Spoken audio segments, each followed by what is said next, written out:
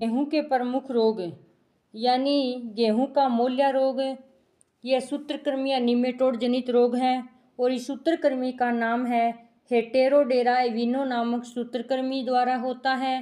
इस सूत्रकृमि का दूसरा नाम है शिष्ट निमेटोड भी कहते हैं हम इसको।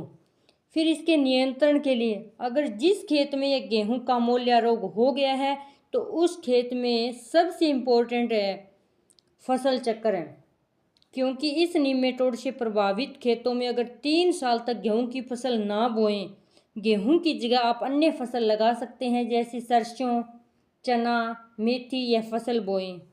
इसके लिए रोगरोधी किस्म भी है राजस्थान अमार फर्स्ट। गेहूं का फ्लेग या समट या कंडवा रोग है। इसका रोग कारक तो है यूरोसाइटिस एग्रोपाइरी, यह कवक जनित रोग है। यानी गेहूं का फ्लेग समट या कंडवा रोग ये यूरोसाइटिस एग्रोपाइरी कवक जनित रोग है। इसके नियंत्रण के लिए सेरेसोन या एग्रोसोन जीएन के द्वारा बीजों को उपचारित करके ही बीज बोएं। यानी गेहूं के प्रमुख रोग गेहूं का मोल्ला रोग, ये सूत्रकृमि या निमेटोड जनित रोग है। इस सूत्रकृमि का नाम हेटेरोडेरा एविनी नामक सूत्रकृमि है। इसे शिष्ट निमेटोड भी कहते हैं।